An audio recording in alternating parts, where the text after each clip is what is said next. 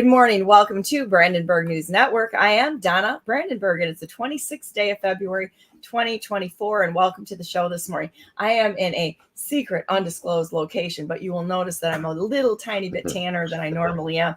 So just wanted to say, hey, we did have to make a change out this morning. So Rayla's not feeling well this morning. We were going to say a prayer for Rayla this morning because she lost her voice. So you can't very well be on a show where we talk without a voice. So, but my buddies who are faithful as the day is long, Jeff Buongiorno and Jason Ikes are on this morning to talk about, once again, the election infrastructure crisis and the nonsense going on in the United States of America.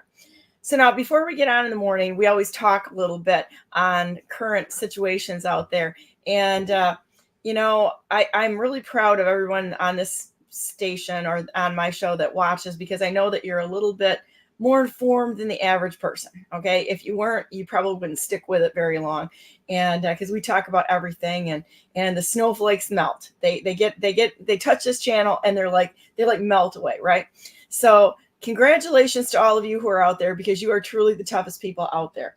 And we were talking this morning about the fact that we are kind of in a crazy spot right now. And people that haven't woke up yet are probably unlikely to. So, but however, that doesn't mean that we stop. When they continue to attack us, that just makes us tougher, and we have more resolve. Those of us who are absolutely committed to saving this nation, we just get tougher, and we come back and we fight harder. So that's where we are this morning. So I just wanted to say good morning, Jason and Jeff. What is happening? A lot, right? Good morning. Oh yeah, lots going on. Hey, did we talk about Jack Smith at all in what's been going on with him? I think we should talk about everything. So whatever's on your mind this morning, let's talk about it. Sure. So I work with the America Project. General Flynn helped found it. Actually, I asked Patrick Byrne to found it. So Patrick Byrne, our buddies. And General Flynn founded the organization. We've been running. Well, he actually kind of parted ways with the America Project and started running some information to ground on Jack Smith. It was a little controversial, so he needed to leave the organization. So he's been working on that outside of us with some of our buddies and pals. And it turns out that Jack Smith is an extortionist who was an attorney working for the Hague on behalf of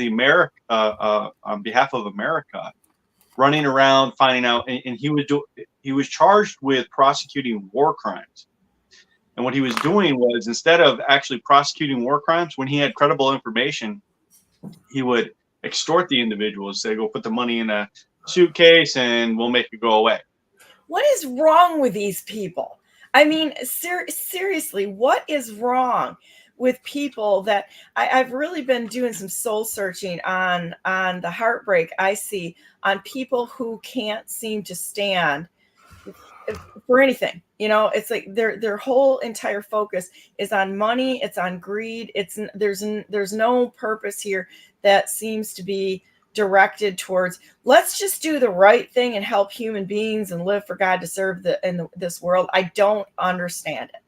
So what's his path to prosecution right now? So 4 attorneys generals got packets with witness reports, witness testimony, videos, all the recording, and all of the bank transactions to support these claims. So the entire case has already been provided on a silver platter to several attorneys generals. Those 4 were the first. After they had the first go at it, and there was no apparent movement, it was sent to basically all over the country. So everyone has it. So there's no saying that it doesn't exist or it's not real or they don't have it or never got it. So essentially, this information is now in the hands of prosecutors across the country. And it now appears that the case against Trump, one of the 2 cases, the documents case is still there. However, the case that Jack Smith was trying to push up is now indefinitely postponed. So one of the cases is now off the table. So That's great. Go I ahead. saw some information on that. Wasn't he using an alias like Halberman or something? What was that name? He had a different. Are you talking about the one in Jack yeah, alias. Jack Smith over in Avi Haberman or something. Hauber, something like that. I couldn't tell you. I don't have the paperwork and I haven't reviewed it personally. All I know is from what Patrick has told us from his work, what he's uncovered. Now that those packets are already out there, and I would not be surprised. I've personally been doing some investigations in and around West Michigan, and I've passed on some information to people to run the ground. And it looks like people in the State Department are actively involved in our elections here, which is a violation of the Hatch Act. They should not be involved, especially as an active member of the State Department in elections. So they're all involved, and you know what, the thing of it is that when you get into politics, which I think that all of us were probably disgusted with it at some point in time, you can really see how connected everyone is out there, and it's heartbreaking. Somebody asked me about actually the guy that you're running against, Jason Markey, because you're running against Markey right now, aren't you? I had a question that came up this weekend about Markey, and somebody was coming around with petitions, and this was funny because the person said I basically asked him, "What's your stand on Donna Brandenburg?" And they pretty much lost their mind, right? And walked away. But this was a petition gatherer for Markey, and I thought that was pretty funny. She said as soon as I said Brandenburg, they were just like, you know. And I'm like, good. I hope I piss them all off, because at least I'm telling the truth, I've ran into them. They're pretty shady fellows. I'll tell you that. I don't know if you had much time to talk to them, but it was pretty. I've had several comical interactions with them. They do very. They're very shady, to say the least. I'm pretty sure they're actively trying to get people to sign Markey's after they've signed mine. Well, that's what happened with me. Yeah. They absolutely did that. But we had Republicans on my campaign who were paying signature gatherers not to turn the signatures in. Now you tell me how that works. They and we also had people, there were a couple of articles that came out that signature gatherers were actively working for seated Democrats in the state. Now, I'm going to wager, I'm going to just throw this out there because I think this is probably the situation. They're all working together to subvert candidates that are actual candidates because they only want to get their little foot soldiers in place. And so when you see the corruption that goes on in the signature gathering phase of this is a stupidly easy thing to hack and to manipulate in order to keep people out. They are selecting our candidates. If you are not part of their little money scheme or their little, and I can name all of the crimes that are out there because I'm sorry, they're going on in the state of Michigan as well as across the country. If you are not willing to play ball with these people, they're going to find a way to try to subvert you and keep you out. Yeah, there's so many different ways to keep out honest people from the election process, and that is so in the first phase it's candidate selection, narrowing the field, paying people off not to run or having them run in impossible races where they'll never win. So that's kind of like the first phase. The second phase is for the candidates that actually they couldn't get to go away or mitigate. Then in the actual primary phase is either flood the zone with so many options that it's too easy to dilute the voter base that is favorable for that opposing candidate to their favored. But we could talk about this at nauseum. The point is that it's very clear that there's an entire operation outside of the party system that is functioning to maintain control of the votes in Congress.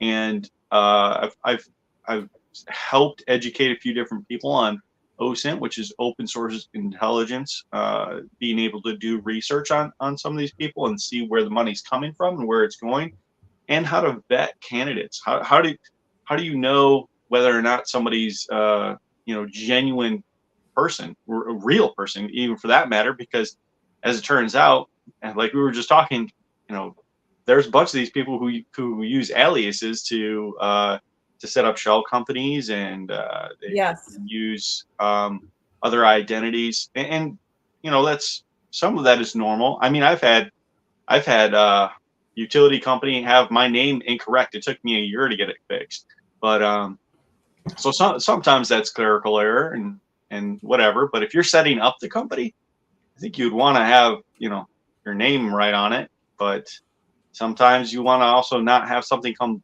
directly back to you because you don't want malicious prosecution. Look what's going on with Trump.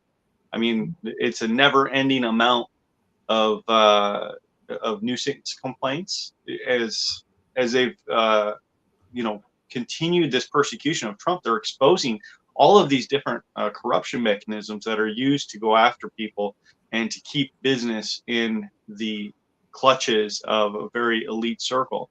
We call them, some people refer to a cabal that runs the country. I call it an organized crime syndicate, and it's a global organized crime syndicate that's running the country right now. And they are full on attack on we the people. Yeah, so there's a lot going on here, and we've got a lot to uncover, but the average person doesn't understand these things. And that goes back to what I was saying, is teaching people OSINT training is just, we can't rely on the news anymore. We have to actually build and use this skill set to uncover the truth ourselves. And that's why we're here, because this yes. is the fight back to their attack on free speech. I had Peter on last week, and to your point with these faking names and such, when you look at the smurfing that's going on, I really enjoyed him as a guest. He's an extraordinary individual, and I just have high respect for him, right? And in looking at how many people have had their identities basically stolen, which goes back to my credit card being hit about a couple weeks ago in the denominations of $500 to $2,000 through WinRed, among others, and donating to other candidates that I didn't even know who they were. And if it happened to me and it was my personal credit card, how many credit cards or how many payments are venues or paths are they hacking? Because this is not a one-off. I don't believe that it's a one-off, and it needs to be investigated seriously, because when you look at how much money is being traded back and forth between candidates' campaigns and such, it boggles the mind. And then you get into smurfing, where they just take a person's identity and they go after mostly people above 65 years old and funnel the PAC money and the dark money through their names. They don't even know they've donated. And then watch what happens when they look into people and want to know who's donating to who. I think it was a setup for me. I really do. Because if they can put my name on somebody else's campaign and all of a sudden they get caught for something criminal, they're going to look through those campaign donors and say, oh, look, Brandenburg is in with them. No, I'm not in with anyone right now. And I wouldn't put a dime to anyone's campaign or anything out there unless I know them very, very, very, very well, like Jason. That's why I don't use WinRed. And Jeff, sorry, Jason, and Jeff, and like Rayla. It's somebody that I know really well. I mean, it would have to be somebody that I have spent a considerable amount of time talking to personally. So Jason, Jeff, Rayla. You talk about OSINT, and one of the things that if they steal your credit card, your name will be down as a donor, even if they refund it. So they'll grab a screenshot and they'll say, well, Donna Brandenburg donated. They won't show the refund. But that was, you guys just did a perfect segue for a slideshow that I have. And another thing came up where I just opened my website, and we did some research on Brian Mast, and one of the things that you said was where they misspell their name. And Michonne Maddox did it in Michigan. Michonne, Mershon, Mick Sean, whatever the heck she did. So what Brian Mast did was he opened up, if you look at Exhibit M, he opened up an LLC called 4M Properties of South Florida LLC, and when the entity was formed, it's called sunbiz.org, is where you go in Florida to create a corporation. He spelled his name Brain Mast, and that's funny. Yeah, and when he filed his annual report, he also signed, you don't sign, obviously it's e-signature. He typed in Brain Mast. And this LLC owned a property that he paid $615,000 for, but he listed it right away on Zillow for like $3.2 million.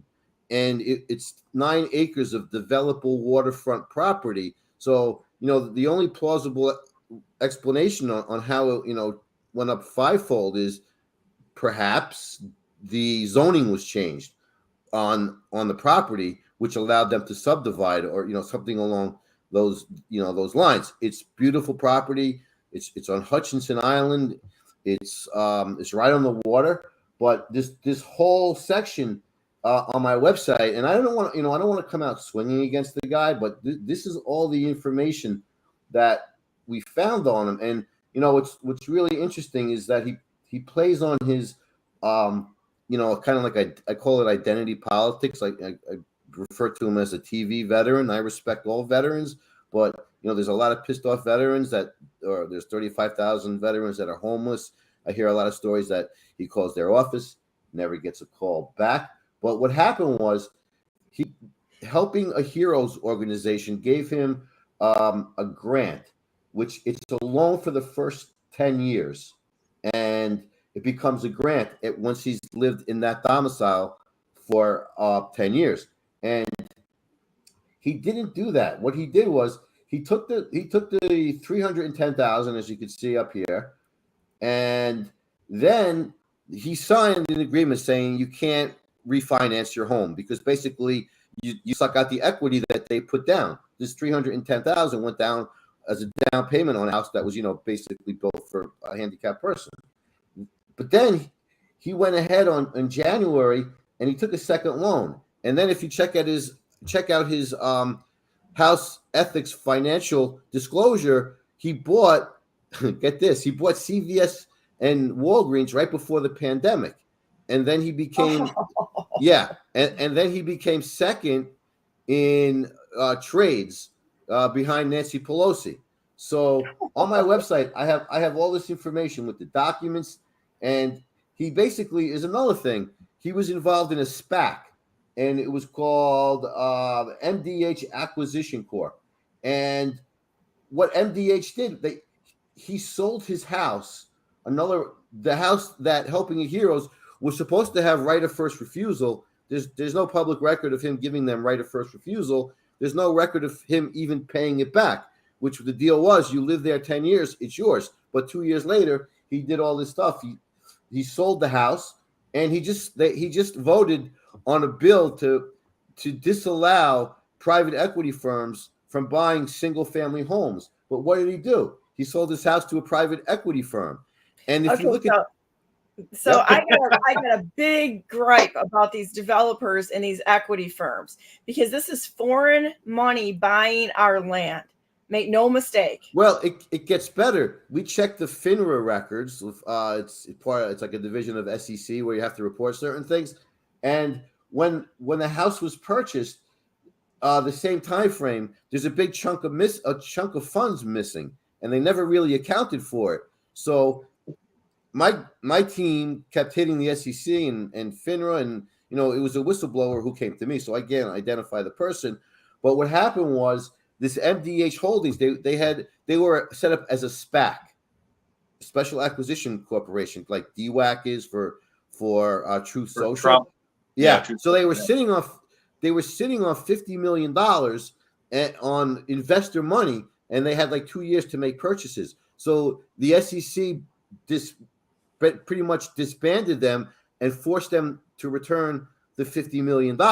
It even gets deeper. The person who was now registered to vote at the House that this MDH financial this investing firm was a known associate of Mast, and he had these military LLCs, all military based, registered at that address. So we think he was trying to get military contracts and then maybe have the SPAC buy them as part of this whole deal. So Unbelievable. Yeah. Yeah. This sounds like the person that came to me and wanted me to ink a deal for them and showed me a 240. It was just a crazy amount of money. They had like a $240 million fund out there that they devalued down to like 130. And he's like, if you help me ink this deal, all I had to do was sell it to somebody. He's like, we'll deliver $4 million in your bank account within 48 hours. And he was asking me to betray people that I know. And I'm like, there's not a snowball's chance in hell that I'd take a dime of that. But show me what you're doing. And he got me in behind the scenes, and I saw what he did, and I screenshotted it. And then I sent him a text the next morning. I said, you might want to watch BNN. And I put it all out there. And he's over here blowing my phone up. You owe me an apology. I'm like, oh, you nothing. You're doing this all on your own. But these developers, if you see how and there's a lot of them, look at say like some of the people in the Republican Party were in Michigan heavily involved in this. And it's crazy. It is crazy how they trade money around. Most people cannot even imagine the amount of money being traded around like what Mast is doing right in front of their noses. Yeah. So, you talk about how they all work together. I did a local AM radio show last week, and this is one of the things we're talking about, a criminal conspiracy and how these laws are being changed in lockstep. It's in essence federalizing our elections, and in turn it's creating a threat surface that could be leveraged across pretty much all 50 states. And the main thing, that I've been calling out to people. I was at a gun show all weekend talking to the folks and on this, but it's the use of this 4-digit social security number as ID to receive a vote by mail ballot. But what I want to call out now is another politician in Florida, and his name is Rep. Michael Caruso. He's a state rep, and his wife ran for the mayor of Delray Beach. And when I was running as a candidate, I did a speech in front of some folks, and I had a Haitian woman come up and say, hey, Jeff, you sound great. I want you to meet my associate. We have a radio station. We're a big part of a church. Come down and see us. So, okay, fine. So I get there. We have a meeting. It's in an office with like no furniture, like 2 chairs and a desk.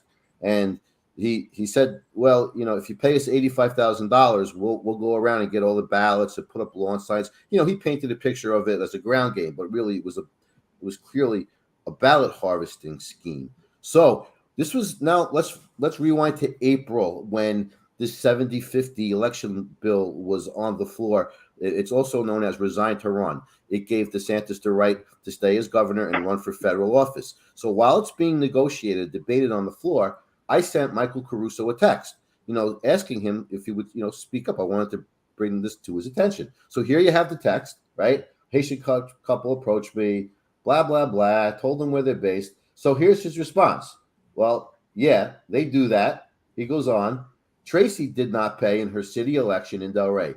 Tracy got no Haitian vote. She lost. So the question I have for Rep. Caruso is, well, you won your election. Did you pay? Secondly, is while you're debating this election bill, it's supposed to strengthen election security, he remained silent. So I called him. I was basically, irate, and I said, he told me, so here's the date, April 25th, 5:07. Shortly thereafter, we had a phone call. I think that was a Tuesday. He said, Jeff, why don't you come up to Tallahassee? It's a 7.5-hour drive from where I am on Thursday, and I'll get you in front of the governor, and we'll talk about this. So I didn't take him up on it, but that Thursday, now I'm going off on Caruso. I'm putting it all over social media, blast texting. So guess where they both wound up that Thursday? In Israel, here's a screenshot, signing a hate crime bill for protecting Israelis. Take your current screen I remember that. If you want to put it up, you have to take this current one down and then show the window. I was showing oh, sorry about that. Let me 1 second. Yeah. I thought I was sharing the entire screen. Yeah, So let me you have stop. to. Let me Yeah. go back in and present. So I guess you missed a few slides there. Yeah, we Share just go back and screen, recover it. We got time. window. There it is. 3, 2, 1. Tell me when you see it. Got it? Yep. There's Can the you see the election screen? bill. Yeah, Okay, so 705. going back, Yeah. here's the text. Yeah, so here's the text, right? From me to him. And then he's Yep. telling me, yeah, I know it's true. And my wife tried it and it didn't take them up. Here's the date. And then here it is on the 27th when he's telling me to come and, drive 7 hours, get in front of the governor. They're off in Israel signing, a Florida statute, a hate crime bill. And, there's Caruso, there's DeSantis. And it They're gets great at better. wasting time. I had somebody in Michigan that wasted 16 hours on the road to tell me that I could talk in the UP. I get up there and, oh, I'm sorry, you only have 5 minutes. They love to make you chase your tail around. So in my opinion, this 70-50 bill that they passed was basically allowed DeSantis to resign, not to resign. It was called resign to run, but it allowed him to remain as governor and run for president. And this is when they implemented some of these horrible laws that are just weakened this, that it made it worse. One of the things they wanted to do, and I call it the Carrie Lake law, was they wanted to allow instead of signature verification, they wanted the signature verifiers not to verify signatures, but to simply look at the signature, and next to the signature, the voter would write the last 4 digits of their social security number and just look at that and then verify. Now, why do I call it the Carrie Lake law? Is because she brought to the attention that supposedly something like 88,000 ballots were signature verified in an 8-hour shift by 3 people, which it's simply not possible. Yeah. So now what do they do now? Now Tallahassee's in session. It's the last week. Usually all the bills are presented in the beginning. All of a sudden, out of the blue, in the last 10 days, they present this bill 721 that makes it a potential crime to question an election. So to me, this is predictive programming, and they've weakened the law, and they know it's going to be a mess, and they're trying to protect the people involved. Well, I got to say here too, the bigger problem that I have with this is they just say this allowed the governor to be disabled for the state and move up the chain, and that's a problem. How do you campaign to be president and run a state as governor at the same time? I don't think that a person can accomplish that well, because you are distracted and divided, and this also takes the focus of the governor. The governors should be the ones really running the states as a small country almost, right? Yeah. Instead of having the perceived value or the perceived focus always on the president. The governors really should be independent and have so much more power through states' rights than the federal government. And that goes to your point of federalizing our elections. It's a problem. Well, the people elected a full-time governor, and he betrayed the people of Florida, and he's paying for it now, and he's passing these laws that are not popular. And just to get back to this 4-digit social security number, here you have the Palm Beach County Supervisor of Elections website. Now, these are the people that run our elections, and just let's take a look at this one thing first. Here they have on news, they're putting out that the presidential preference primary is March 17th, which is a Sunday, when we know it's March 19th. So, this is the kind of ineptitude that we have in our supervisor of elections. They like to create confusion.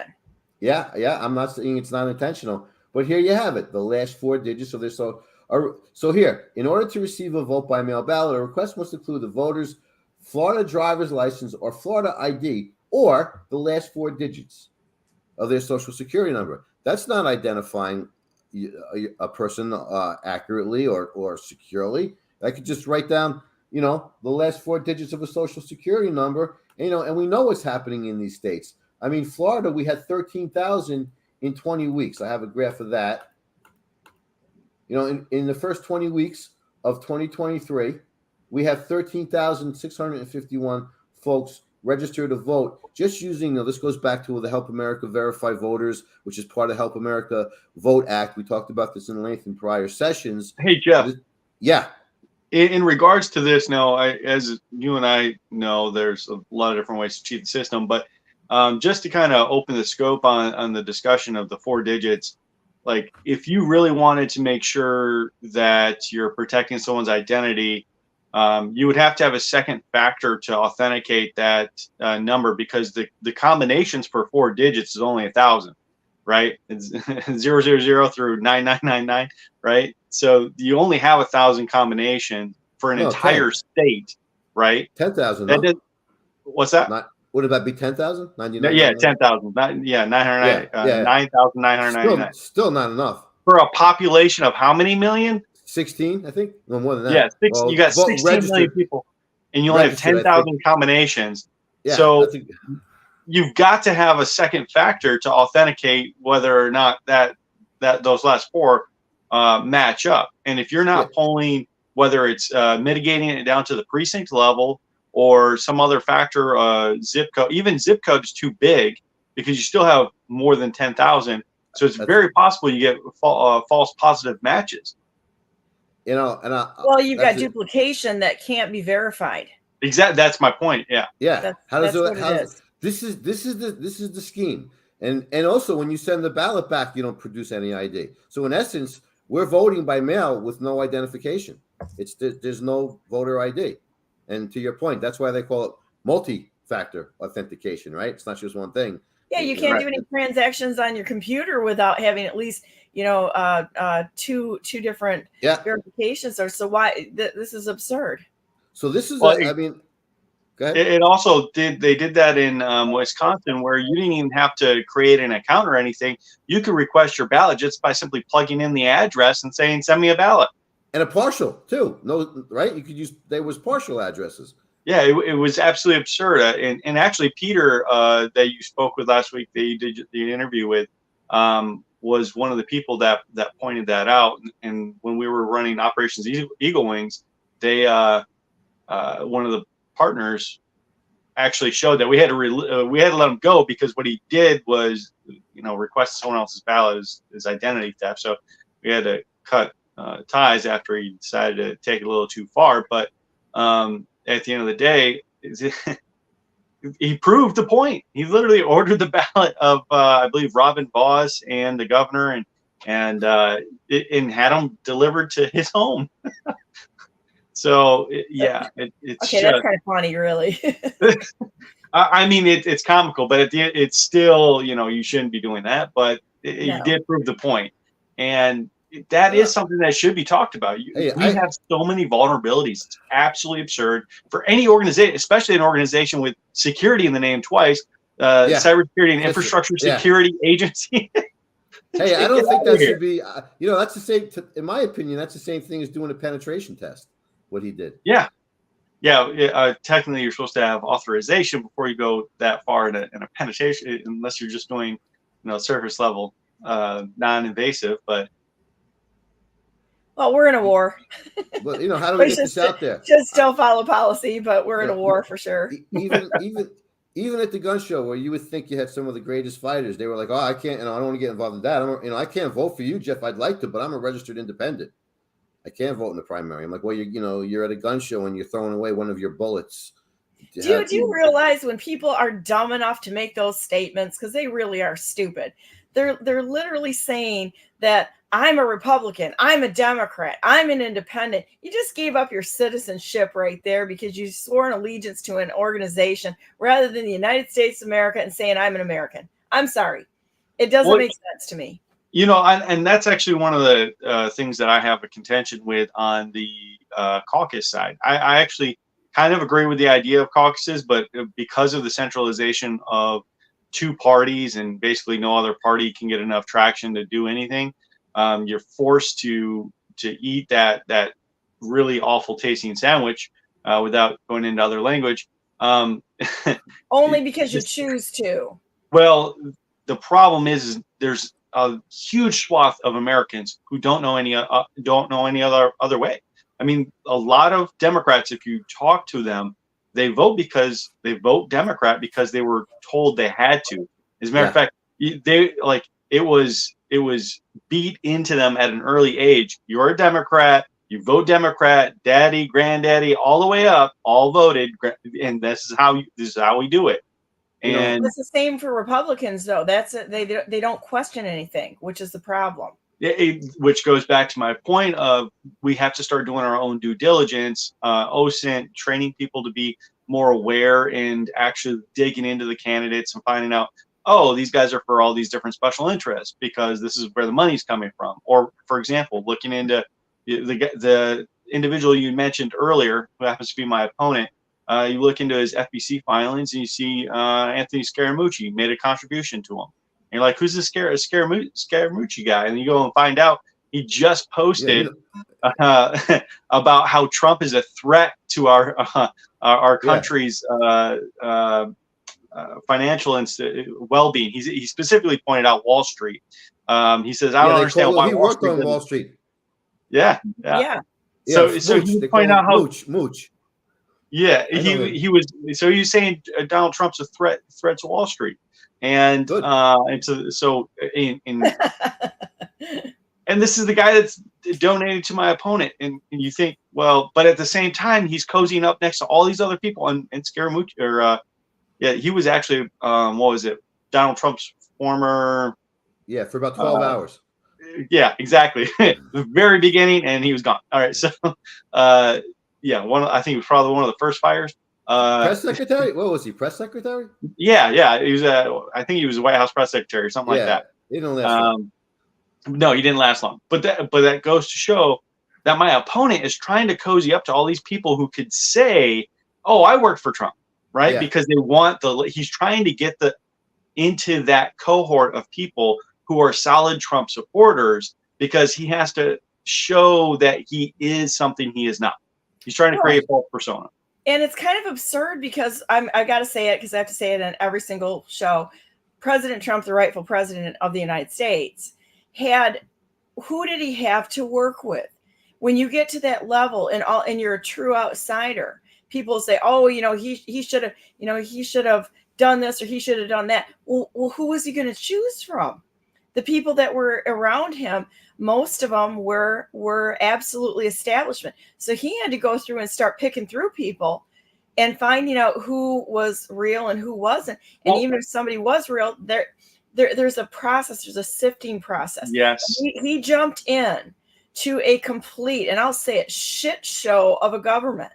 Let's face it, he was on defense for 4 years. Yes. For 4 years, he was on defense and trying to run this country as best as he could. And he's the rightful president of the United States, commander-in-chief. I will give him that even right now. And unless people that are just normal, average, everyday people will step up, you got nothing to say.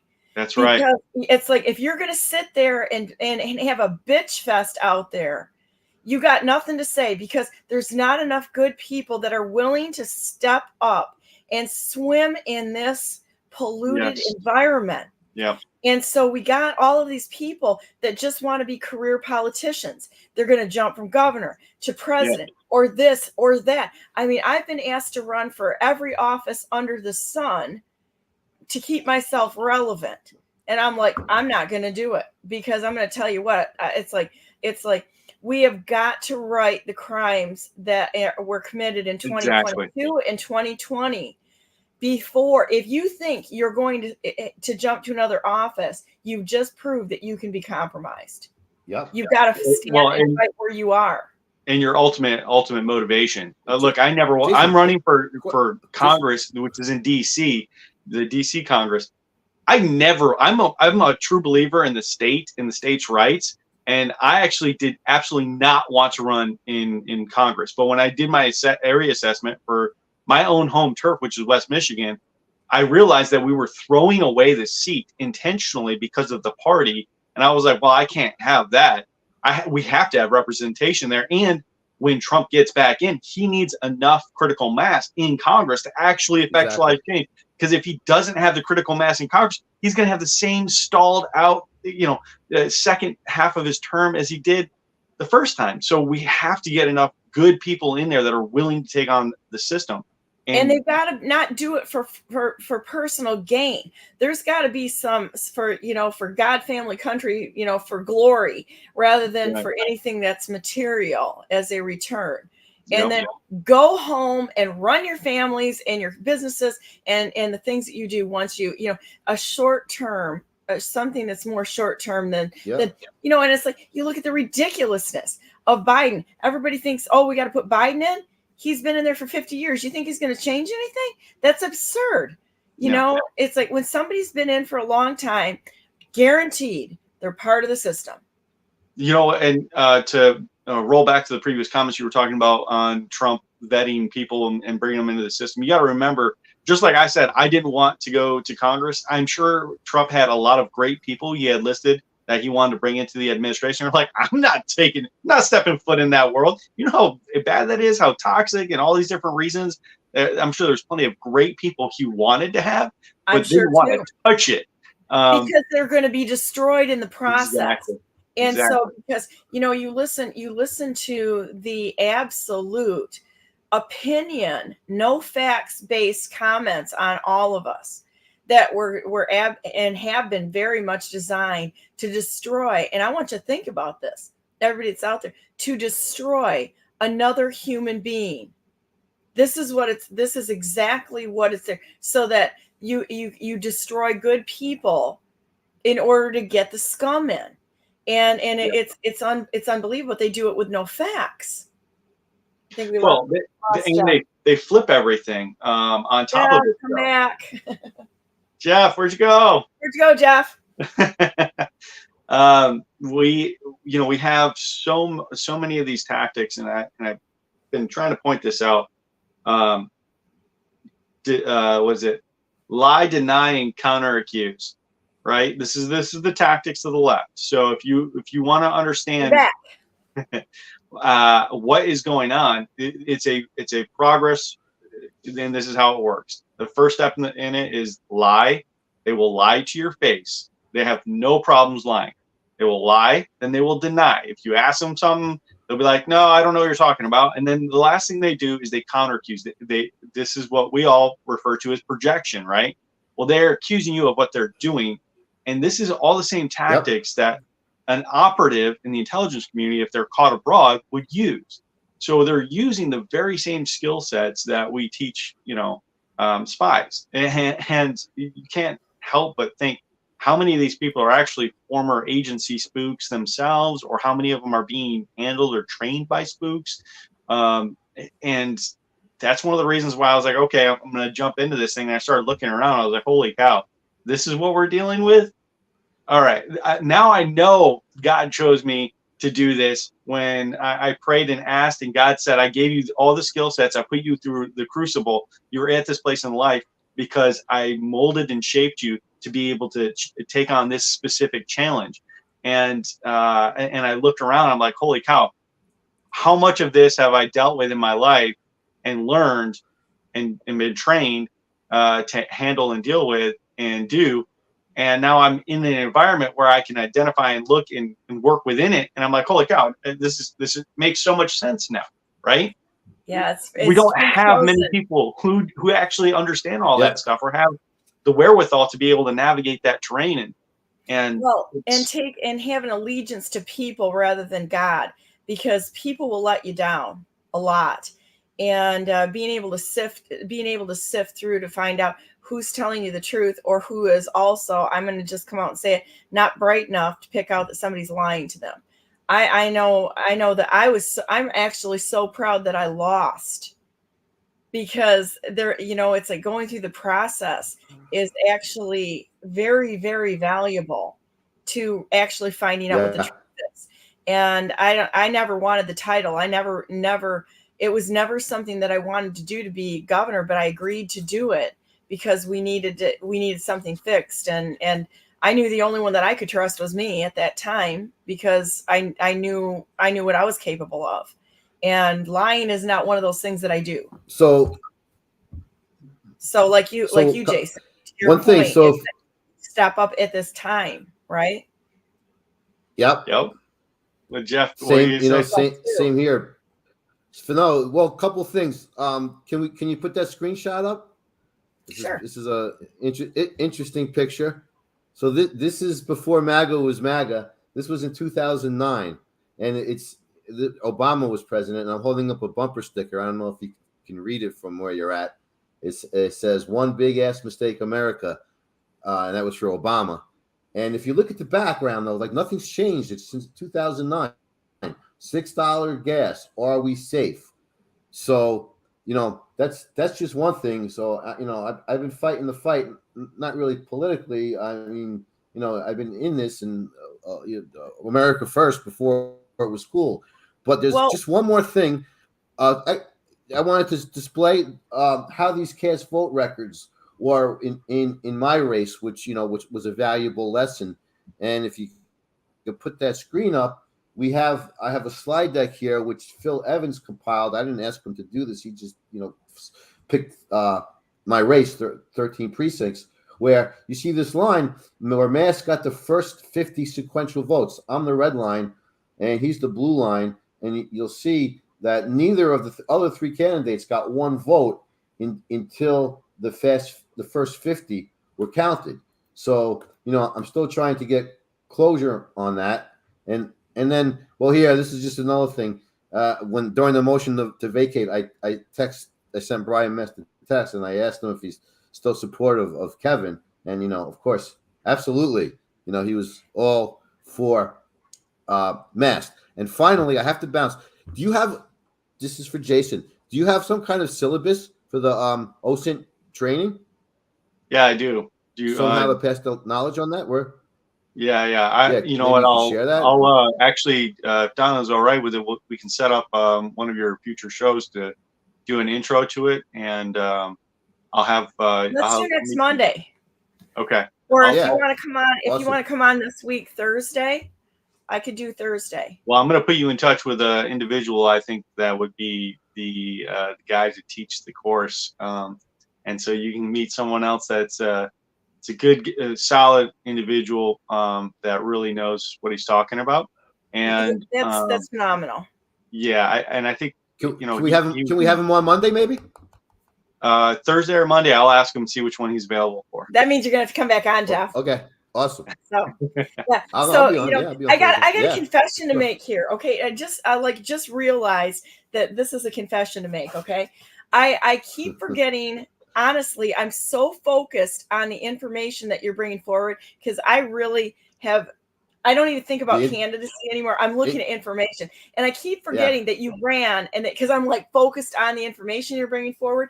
Because most people that run for office are kind of stupid, and they don't know how to research. They don't bring things forward, and you have brought forward so much tangible, good information that you don't even feel like a candidate to me. And the only reason why I remember that Jason is a candidate is because, he's been to my farm and that sort of thing. And, and it's in a different scenario, right? But the two of you have brought forward so much information and truth. It is inspiring.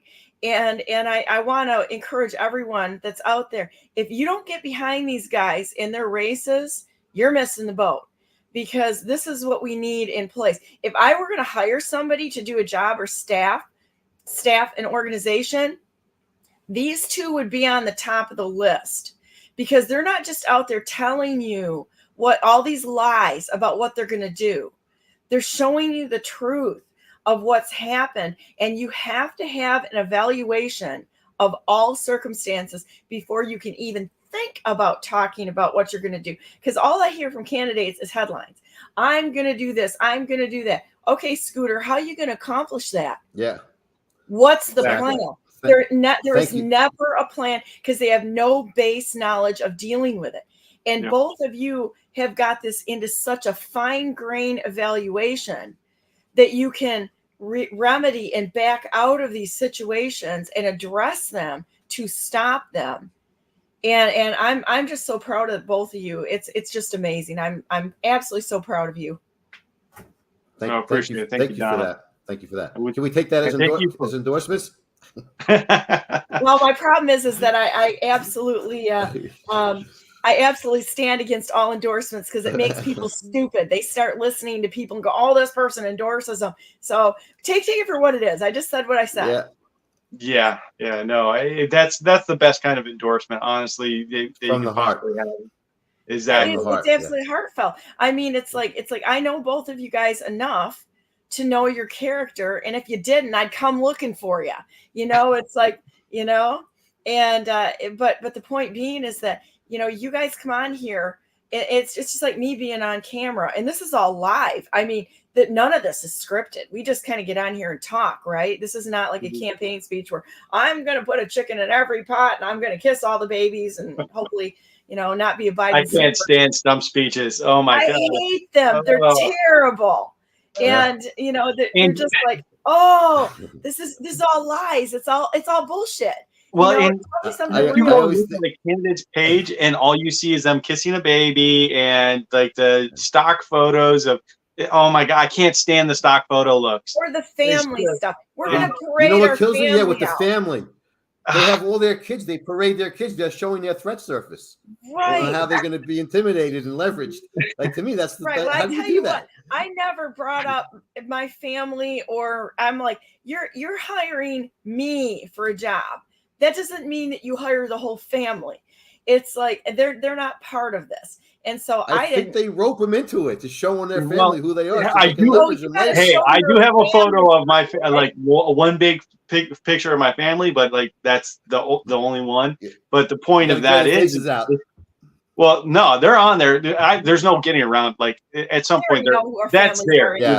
But the point is that I can't stand the people who are single that are running for office to just run for office, and they have no idea what it takes to run a family or manage a family, or how costly it is and how time consuming and all the rest of that stuff.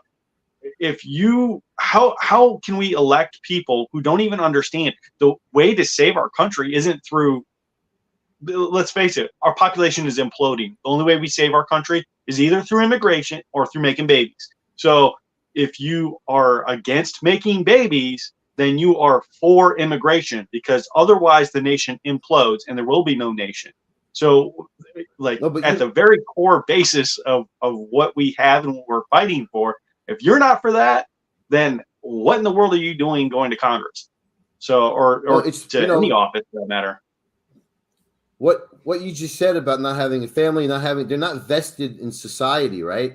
And bingo. And people, we're going to elect people. I laugh. You have a county commissioner in Palm Beach County who rents an apartment. He's not even paying taxes, and he's a county commissioner. And it's funny. I worked with a major. I think you may have met you may have spoke with him on Signal, but they were looking for a way to grant high level security, and it wasn't about did the guy get a DWI. It was like, does he have children? Did he ever pay for education on his own? Does he go to church? All of the things they looked for him, and instead of running a background and he got a DWI 11 years ago, we can't give him clearance. No, is he vested in society? And they I kind of helped them with a little of the technical side, behind the scenes, but that was a criteria instead of just doing a random background check and no, you're out, you're in. That's what they were looking at. People being vested in society. Yeah, we give our bureaucrats way too much time in office, and they do too many stupid things. At the end of the day, the bureaucrats just need to barely manage the system. Look, the rest of the country is going to run all on its own. If you actually allow, capitalism, true capitalism to exist, not this crony capitalism run by a bunch of kleptocrats in the bureaucracy, scratching each other's backs. But if you actually had true capitalism, the entire system would function all on its own. You don't need to manage it daily in legislative sessions or in any of these overburdening administrative state. Well, and I think we're at a 70%. So I got to bounce. It's 10 o'clock. I got to get up. Let's start there and get rid of that nonsense. I got to get on my call. But here's the thing.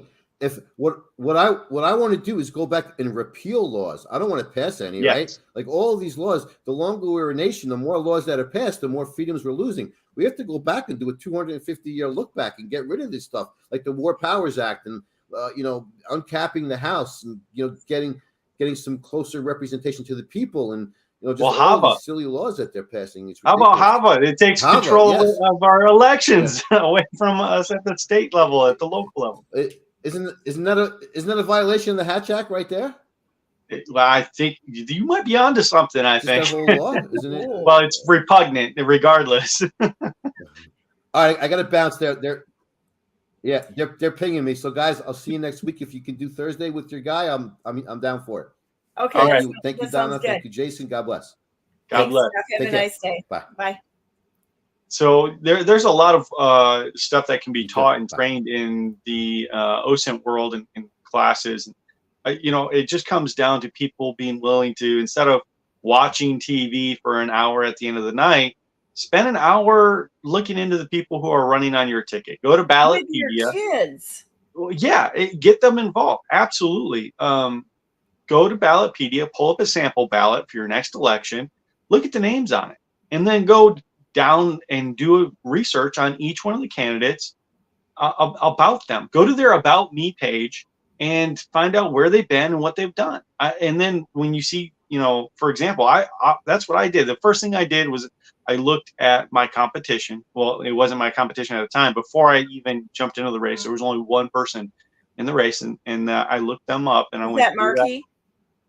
Right, and I mean, I just started seeing things that didn't add up, and I was like, what's going on here? This doesn't make much sense. And so, I mean, I've asked people. I said, hey, who? From what I understood, Ron Romney McDaniels propped him up, wanted him to run in this race, hand selected him after the governor's race to run in this particular race. And but at the same time, I was asking the GOP people within the GOP. I had been quoted by multiple people that the district was plus 24 Democrat, that it was too far to the left, that it would never be Republican again, and not to even worry about it. But so I knew if that's what the GOP was saying, then Ron Romney was propping him up only to lose, to force the Democrats to have to campaign in the district and spend money. And so it was a defensive strategy for the RNC. And so I was like, okay, I get that. That makes sense, right? I can like kind of understand where they're coming from and their big, nationwide strategy of how do you handle the money and how do you prop up certain candidates and pick the zones where you want to fight in and where you don't. And I understood that, and I was like, that's great. But I was also doing my opposition research, because on the other side of it is I didn't know anything about him, and I wanted to understand the entirety of the race and potentially help him. So when I started looking into the other side and doing the opposition research, I realized that the DNC, and the DCCC, both Democrat apparatus of the machine, had come back with that the district was +1 to +4 Democrat, and anything less than 5 is considered swing. So if it's swingable, right? Because essentially you've got 2.5 points of voter disenfranchisement or some voter suppression, right? Just if you have a really bad candidate in that pool, in that district, you might have bad voter turnout, and it could be swung. Or if you've got any number of amplifiers on your side, it might significantly pull people over to your side or whatever. So a +5 or a 5 margin, anything within 5 is considered swingable, and it's very ripe for information, whether it's through media or other engagements or whatever. Anyway, so I was looking at it, and I realized that the Democrats saw this as like a top. In one of the papers that I read, they put it in the top 3. Another one had it in, I think, number 7 out of the top 10. And I might be remembering that wrong, but both of them had it in the top 10. One of them had it in the top 5, and they threw $1 million into this race right off the bat. Right off the bat, they put $1 million behind Hillary Clinton, and they knew they wanted to keep this race. They wanted to keep this seat. And the Republicans had basically said, it's not worth it. We're not fighting for it. We're just going to prop someone up, and we're turning our head and turn a blind eye to it. I look at campaign finances, doesn't raise anything in the first quarter, second quarter, finally gets money in there, but it's only like $100K, and they've already got over $1 million now on the other side. They're way out in front of us, and they're campaigning already, and we have nothing. As a matter of fact, we've got a party in disarray. It's just chaos. There's no real support there. Then I find out that McCarthy, the word on the street was that, and there's some emails out there, but he said the only seats we're concerned about in Michigan were the 8th and 11th, I believe it was, or 7th and 11th. It was the 7th and 11th were the 2 seats. Redistricting has made it a pain, because doing 2020 research and then doing forward research, the redistricting is kind of causes some memory issues. But anyway, the point is that he wanted them to put the money into those 2 seats, and the 3rd district was completely left without any support from the leadership money out of McCarthy, right? And McCarthy's the one that's raising the most money. He's literally the guy when it comes to the RNC and helping prop up turning districts and winning races. He's the one that's pulling in the money, and he's obviously using the candidate pool to go out and raise money for that fund. But if you don't have that support, how do you win the race? And if he's not getting the person who was there wasn't getting the money, then it just confirmed what my earlier suspicions about Ron Romney were about this particular seat, and that just it irked me to my core, because I looked around. I knew from talking with people on both sides of the aisle, and being semi in and out of politics ever since I got out of the service, keeping an eye on things. And I was like, there's no way this district is going to be, if we just messaged here, we would maintain this district on the Republican side. And I know we're not like huge fans of party politics, but when it comes to messaging, if you want liberty, the message that the Republicans are supposed to be promoting, right, then they would be promoting that, but they're not. And that gave me the most frustration out of everything. And I was like, you know what? If the Republicans don't care about my backyard and winning this congressional race, and they're the ones that have the most money to put in and the most to lose, then I've got to do something. And that's why I jumped in. And that's just absolutely admirable, because and going back to a point that you brought up, the biggest problem we have is the money in the elections, because they have an unlimited amount of money to screw up this nation. They get it from dark money. They get it from the PACs. They get it from anything. And they're literally buying our elections. And when you tie that into, I'm going to bring this full circle, what you said and what we talked about at the beginning, the political operatives that are in place that are affecting this nation, people from the State Department and the FBI. I mean, look at all of these setups that have gone on within the FBI, within, I'm going to say it, the CIA, within the State Department, within, and I'm going to come right out and say it, Board of Elections. They don't even follow policy, rules, or the law. And they rewrite them to serve their own agendas. And then now you got all the Soros judges in place. They've got a machine to pick political candidates based on money, party affiliation. The parties are nothing more than special interests at this point in time, because they're bought and paid for. Well, yeah.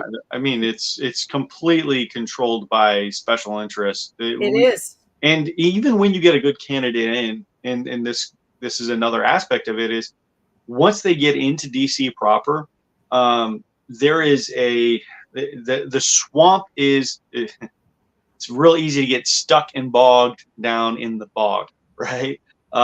Because they have a million ways to corrupt people. So even when we get good people in, it's only a matter of time before they become corrupted, because they can only last against that so long. And that's why I'm all for term limits, because eventually they're gonna get them in some sort of vote buying scheme or some sort of SEC violations or whatever. They're gonna have some sort of trumped up charges before you know it, and they will control that candidate. And well, it's like them hitting my credit card. yeah. I completely believe that was a setup. I really do. There was no mistake there. This wasn't a double transaction. This was transactions to specific campaigns and or to foundations. So it wasn't like they said, "Oh, we hit charge twice." No, this was absolutely there was no mistake there. You don't make a mistake like that. You just don't. It wouldn't be a normal. And how many people do they set up like that, or threaten their families, or their? I'll tell you the easiest one. That's the most successful. The most successful is the honeypot. It is by far the number one tool used in DC to control people. And they set up, and you've probably heard of several different prostitution rings that have been busted. You know, between the New York and DC madams, it is a ring of debauchery. And you have Madison Cawthorn who called it out. And what happened? They went right after him. Great guy, didn't deserve to be done the way that they did him, but I mean, he called it out, and they ejected him from TC. That is the number one way, and that's another reason why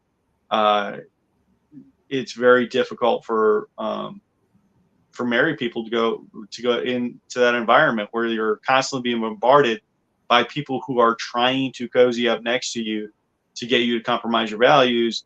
And then even if you don't compromise your values, they get you in one photo looking one sort of way, or I've had this before. I've had where a woman actually walked up and just grabbed my hand, and there was people in a vehicle in front of me. Why? Because they wanted to grab the photo of me walking down the road with a female, not my spouse, holding my hand, right? The whole idea is to grab incriminating photos so then you can use them later, whether they're real or not. They can stage all sorts of stuff. And now with AI, it doesn't matter. They can take a screenshot of any of us at any point in time, and that's not enough of a reason to be afraid of it. So like if you go into this, realize they're going to Photoshop you. They're going to do all sorts of things to you, and you have to be able to ignore it, get past it, and say, you know what? God is my strength and my shield, and it doesn't matter. They hurled threats and insinuations against Jesus. They're going to go after you if you're doing the right thing, and you've got to stand regardless anyway. Go forward anyway. But that's exactly what they're doing. And it happens on a continual basis. So when you step into this, you've got to be prepared mentally to know this is what's going to happen. There's almost no way around it, but you've got to be willing to stand anyway. And Mr. Smith Goes to Washington is one of those. It's a lot more evil and corrupt than back in that day when that movie was made. I think that was playing it nicely compared to what we've got today.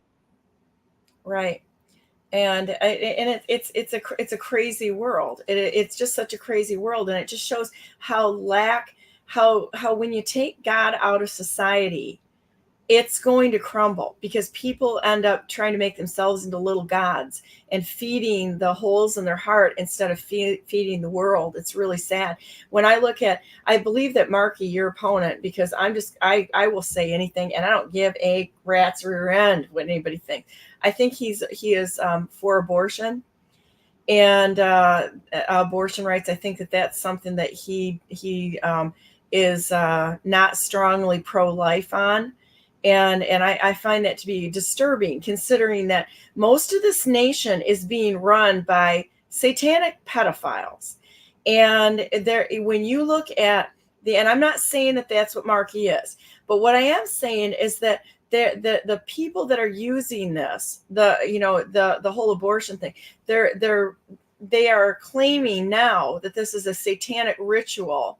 Thereby, it's a religious right to murder children, infants, and have abortions. And it goes all the way back in time to the people that have truly been Satanists right from the beginning. And the murdering of babies, there is a clear dividing line between people who follow God and who have the motivation, the love, and the integrity to serve human beings, to serve this world, which is God's world, without fear, without personal gain, and without falling into necessarily these traps.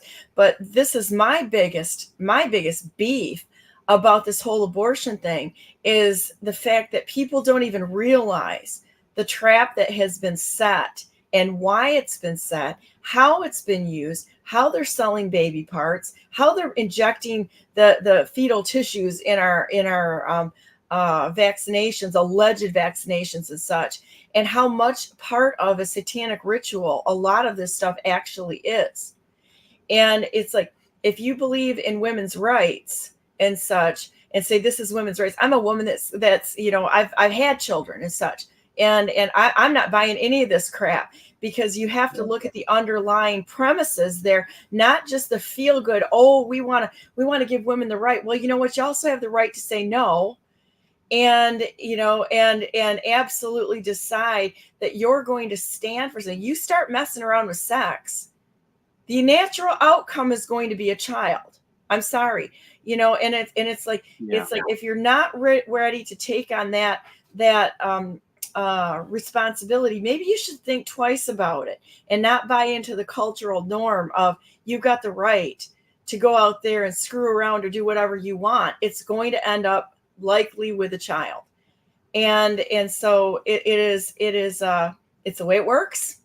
And we have to be smart enough not to fall into that trap. And that's why the stable relationships are so important too.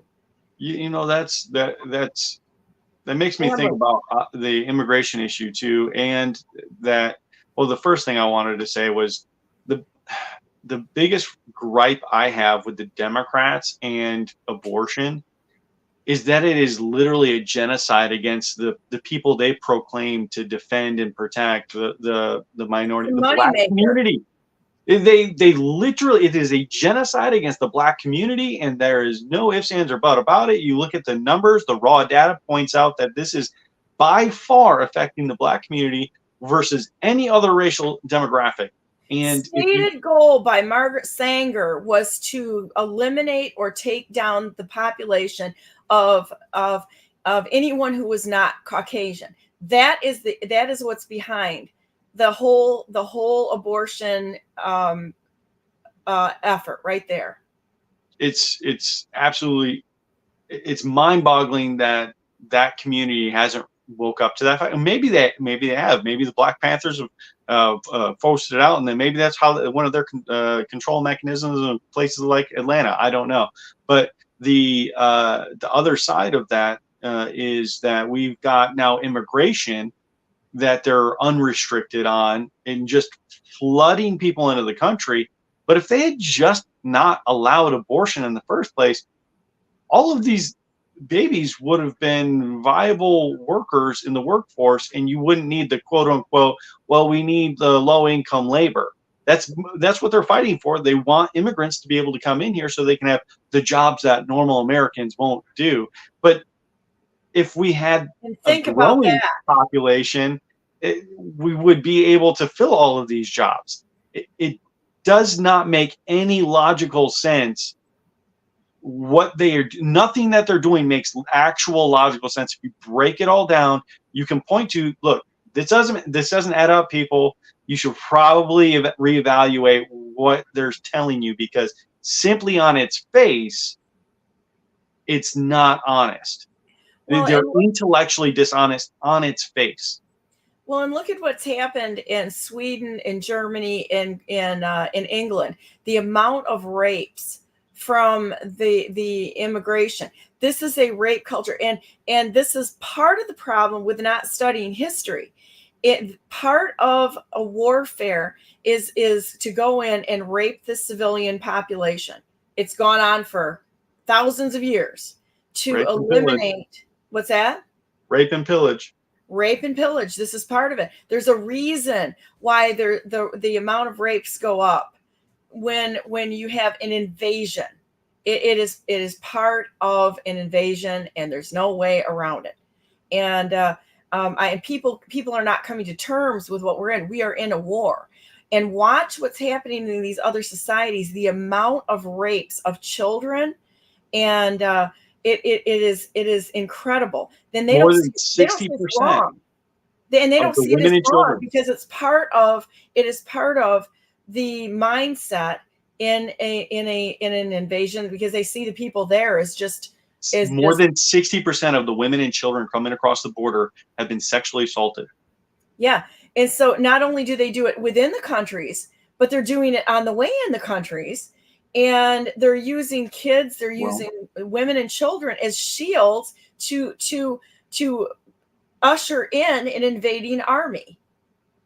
Well, yeah, they use them as cover. I think some of these children that are missing are actually being recycled. They're going back across, being brought back across the border, and they're coming back and forth, and they're just using them as pawns for the fentanyl trafficking and for weapons, and you name it. It's just helping facilitate the cartels' operations, and these children are slaves in that industry.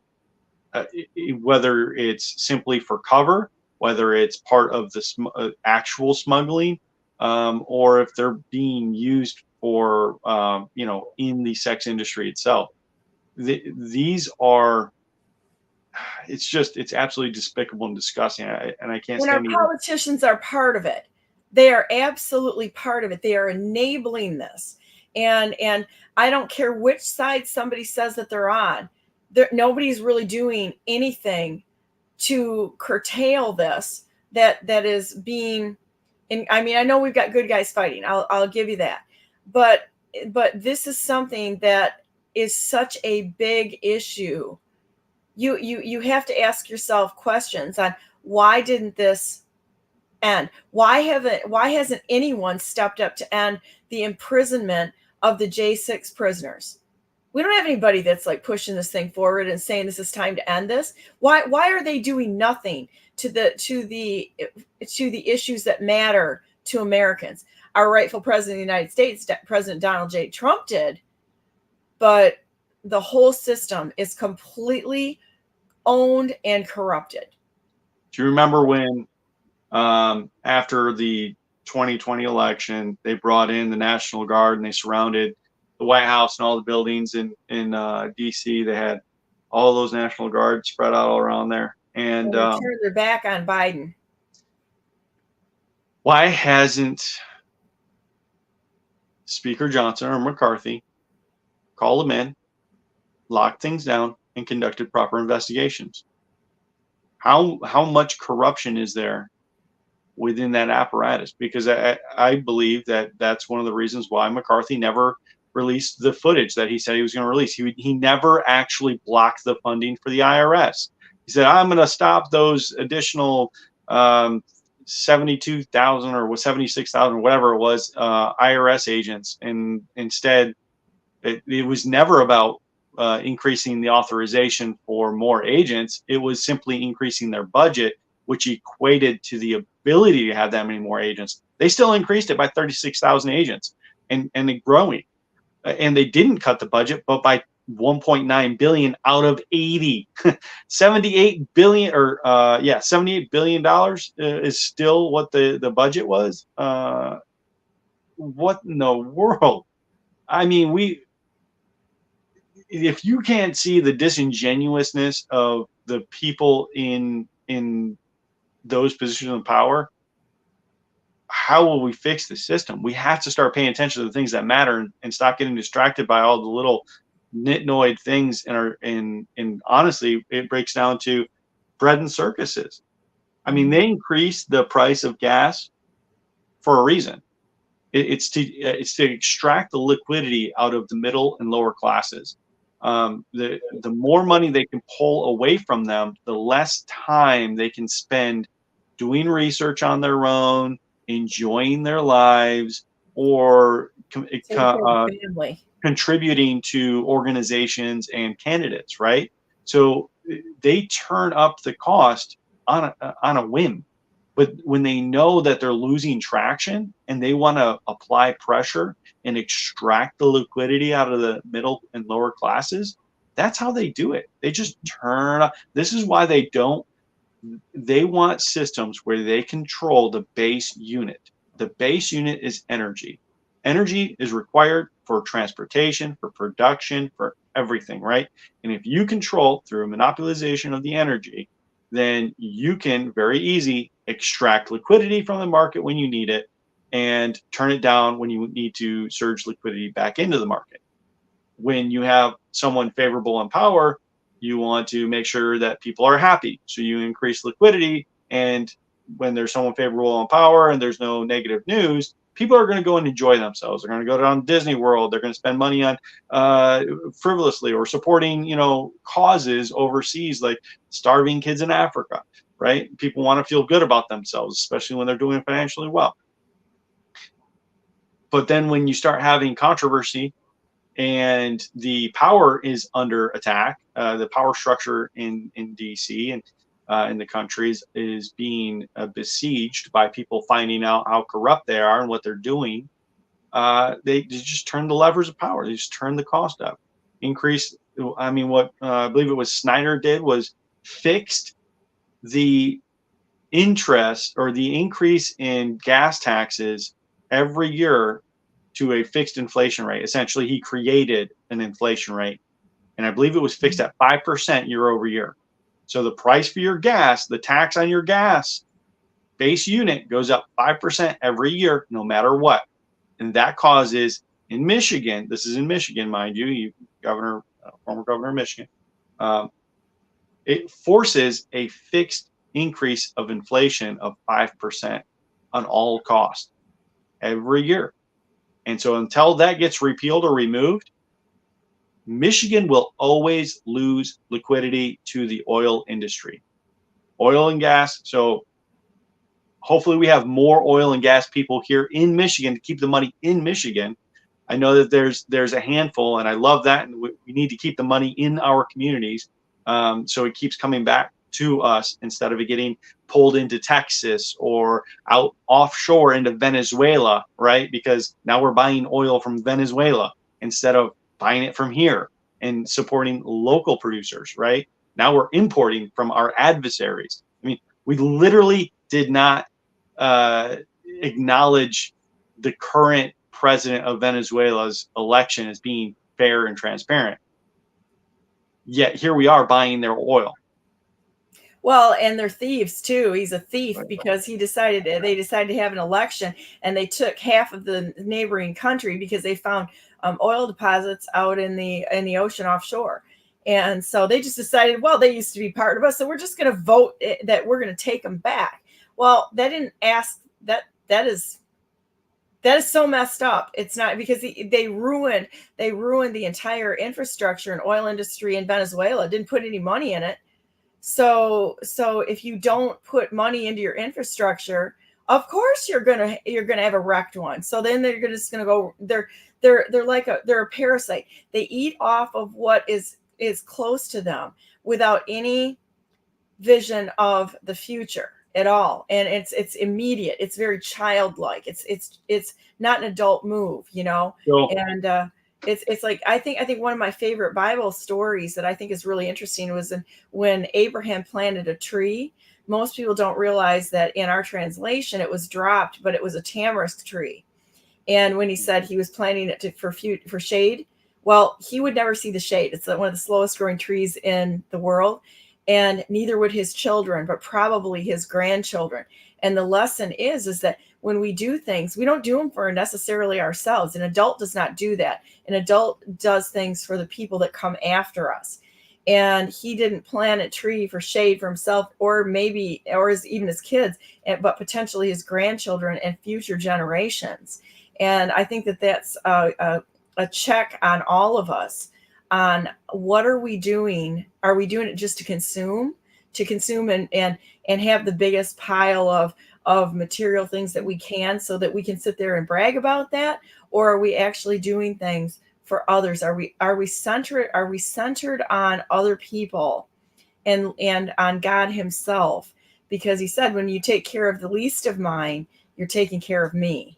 That's it's really I talked about this weekend, or actually it was the previous weekend, was at a event, and I brought up the fact that our leaders are supposed to be good shepherds.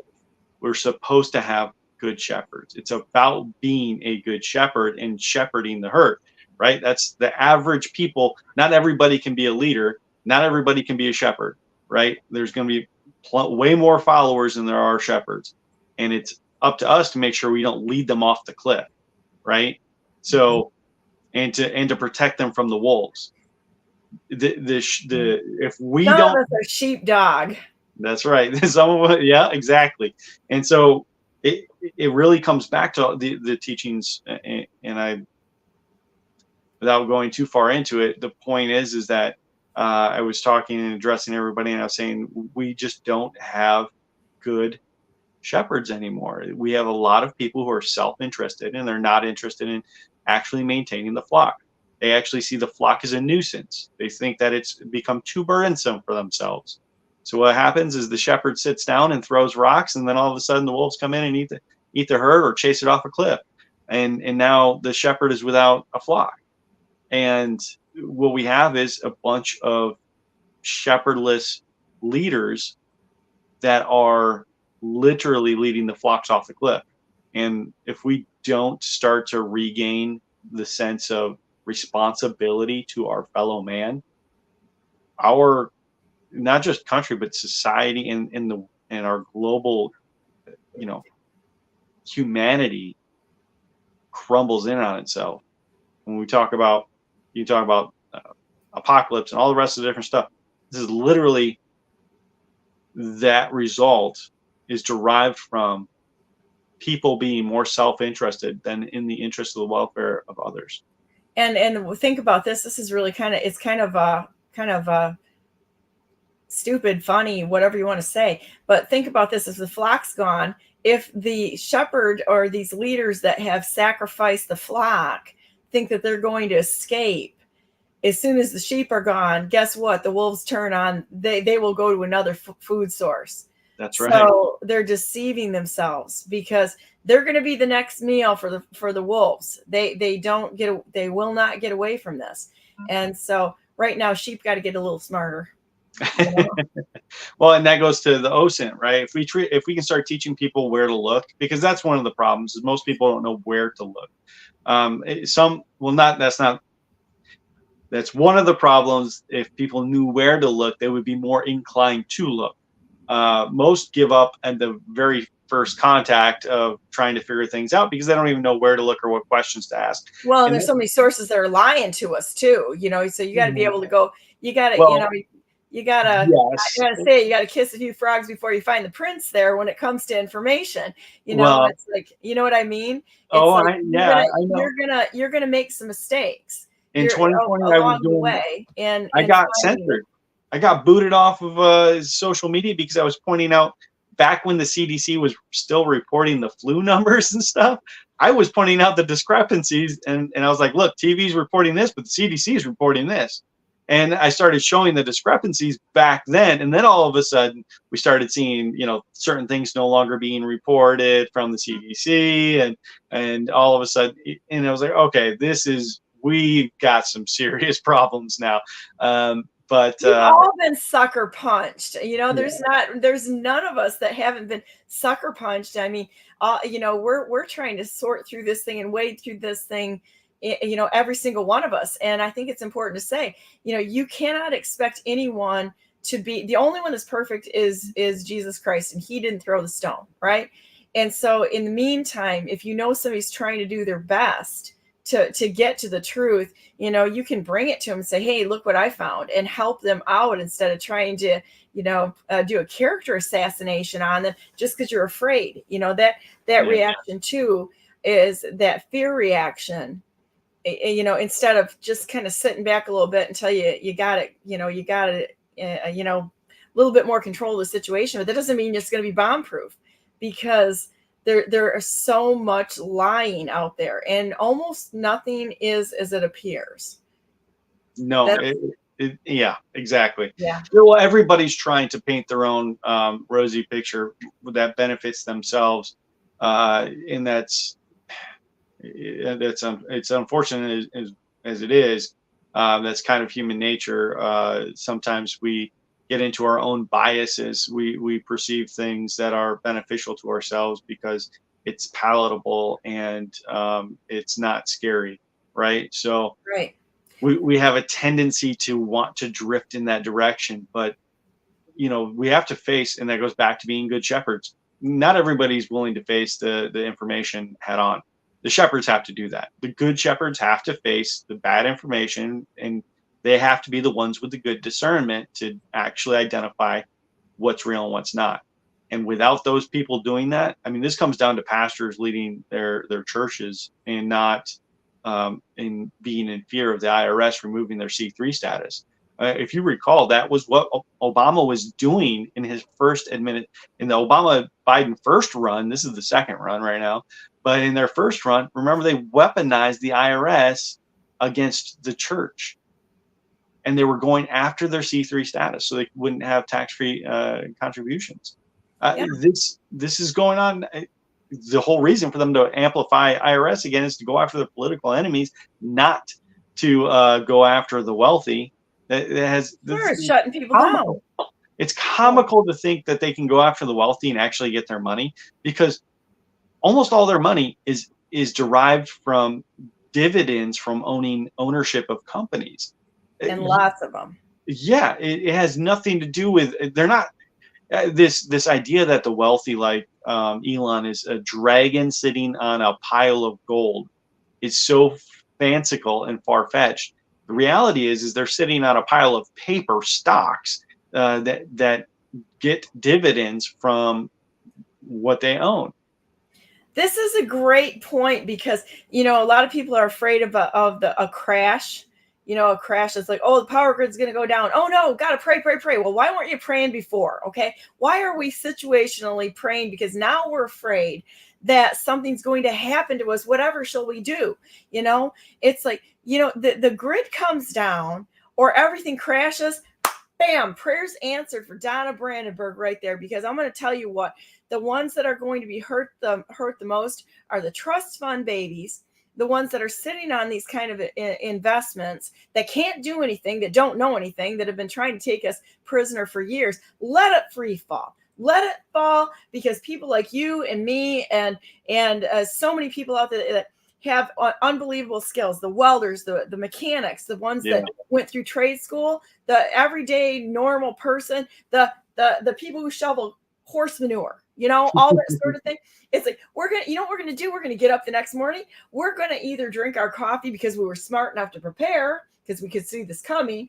And then we're going to go to work, and it's not going to bother us for 1 minute. And we're smart enough to be able to know other people that are also like us, like Jason and Jeff, who know how to make trades in bad situations.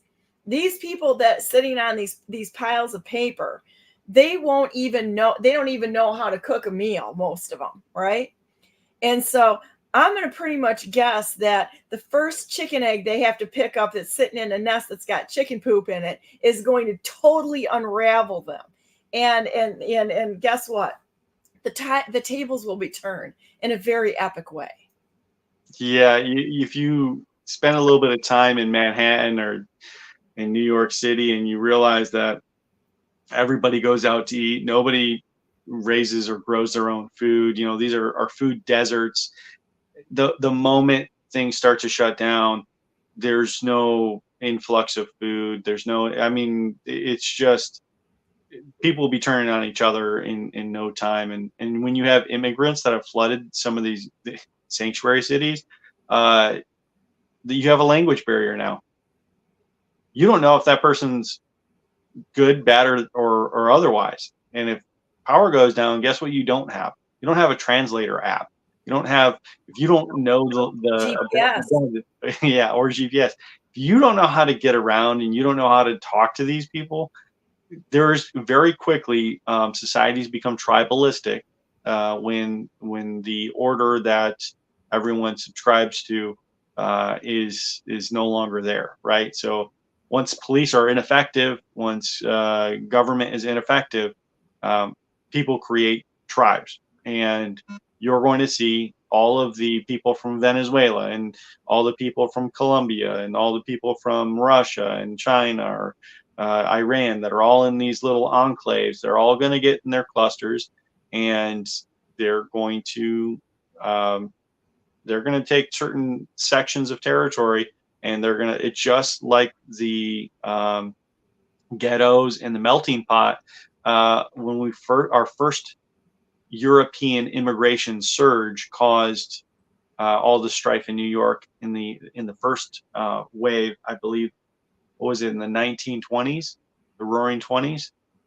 It was probably the very first one was probably in the 1800s. But when we had the surge, and it turned into you had the Italians and the Irish, and they were the scum at that time, right? Everybody looked down on the Irish and the Italians. They're like they're beneath everyone else, and it's just we're going if the power goes down, you're going to see the society devolve, and it's going to go right back into these tribalistic territories where you're going to have ghettos, and you're going to have, unfortunately, I think you're going to have a whole bunch of people in these big cities that are going to realize that money doesn't mean anything, and that you'll spend $1 million to get a dang on ham sandwich, because your money's going to become worthless. And now what? What's the plan? Exactly. So so the whole time you idolized money, you made money your god, and instead of building your skills and survivability and being able to actually survive, take care of yourself, family, or what have you, you spent all your time chasing shiny, right? And it's antithetical to the teachings of Christ, but we really need to get back to that level. Now, if things go that way, and I think there's a really good chance that it's going to happen regardless of anything we choose to do in this country. I think that between Russia and China, they're ready to pull the trigger. And this isn't just China. It's not just Russia. We have to stop getting into this blame game of it's one adversary or the other. They're in cahoots. They're in cahoots together. Who's the boogeyman now? Yeah, stop with the boogeyman stuff. Like, let's be real. You should have cybersecurity. We should have security. We should have border security. We should be able to protect ourselves. But instead, everything's hyper politicized about, but we need to bring in foreign workers. And, well, that's fine. We have legitimate methods for doing that. They're called green cards. We have a system. But mass refugees, and they've set up this entire system of asylum seekers. These people are not seeking asylum. They're abusing the system, and our government is allowing it to happen intentionally. And you're weakening us. Exactly. We are being subverted in so many different ways. This is exactly how the Chinese said they were going to invade Russia. They were going to send 1 million people across the border for 7 days. After 7 million people in 1 week, they would have essentially overwhelmed Russia's ability to take care of all those refugees, and they would have turned the refugees on the Russians, and they would have conquered the border territory, and they would have enough people inside the country to just steamroll it. at that point. They were sneakier than what they are in America. It's sneakier than over there, because that was like right out there. They're just doing it here. They're just not saying it. And so, So we have so many problems that we're not willing to admit are going on right here. Right. We just need people to all come together and be like, hey, this is not political. This is for our own security. I don't care what side of the political aisle you are on. If you really want to see prosperity for your children, we need to get a handle on the situation. This has nothing it's to good do versus evil. That's right. Yes, that's it. That's all. That's the entire battle right there. And I don't think there's a bunch of people who've even bought into the whole communist ideology. They go over to China, and China's got these, I'm sure they've got a very set like tour, just like in North Korea. If you go into North Korea, Kim Jong-un's got like, oh, I'm going to bring over a foreign diplomat and show them how great North Korea is. And he's got everything staged and it looks perfect. So it's like going through a Hollywood set, right? It's the same thing in China. You only see what they want you to see. They've got it scripted in America. And it's the same thing in America. I'm not buying most of what I'm seeing. Well, look at what happened when Xi came to visit San Francisco. What did they do? They cleaned up all the streets. They put up fencing and all that. Yeah, I would go a little bit further than that, but I'll shut my mouth right now because there's an awful lot that's out there that I'm not buying any of this, and that people are who they say they are. Nope, not buying it. Not even buying it at all. All you got to do is pay attention a little bit, and you'll see the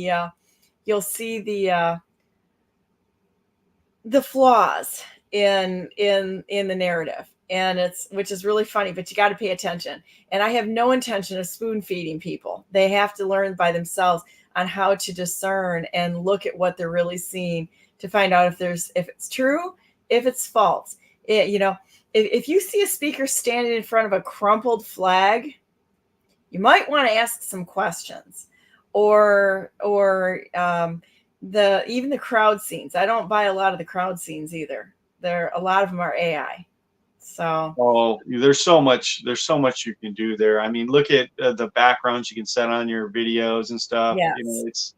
There's a lot there. I don't know if you recall this or not, but at one point in time there was a lot of talk about being able to virtually project and hold concerts and speaking engagements around the world with 3D imagery. Do you recall any of that? Well, I do. And I actually know some people that are involved in a lot of the AI, and there's something called embodied AI besides doing like the hologram projections and that sort of thing. There's a lot of things out there that can spoof a person if they're not paying attention. And even if you're paying attention, you might not catch it every time. But I saw it right off the bat with the Wuhan photographs of them spraying the people and such. First of all, the backgrounds were all AI, and that was real easy for somebody to spot who's been maybe in that world a little bit. And the other thing is they were using gaming software. It wasn't a camera. And so when I started watching that right off the bat, I'm like, they're using gaming software to create this illusion. And I should bring all those up because I save everything. I used to spend hours watching crowd scenes, and I'd go frame by frame, or people, or I'll do comparisons, facial structure, or that sort of thing.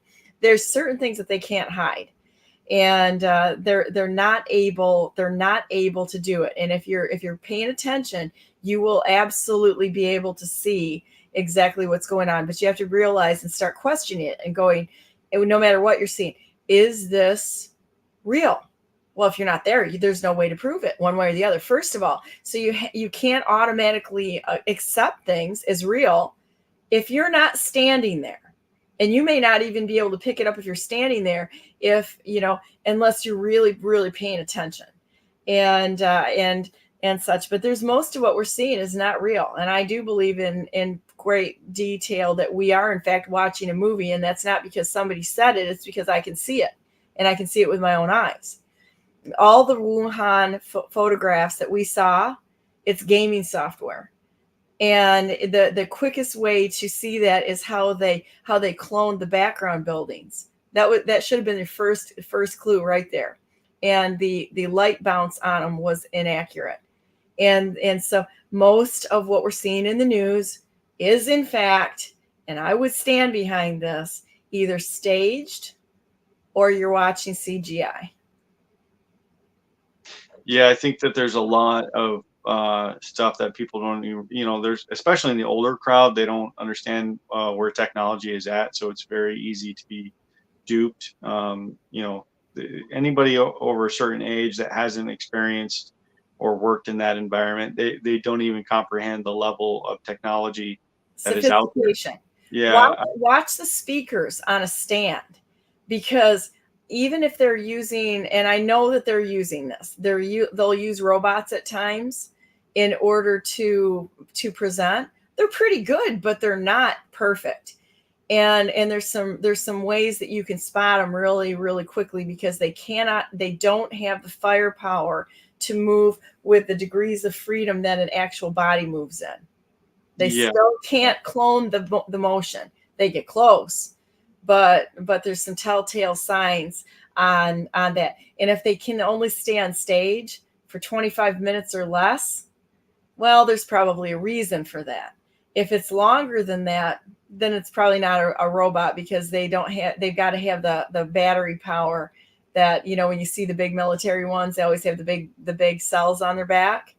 A short-term robot can charge for a short period of time, but within about a half hour, they're going to run out of juice with the smaller packs. And so those are all funny, but it's real funny, because a human being will not hit the same point twice.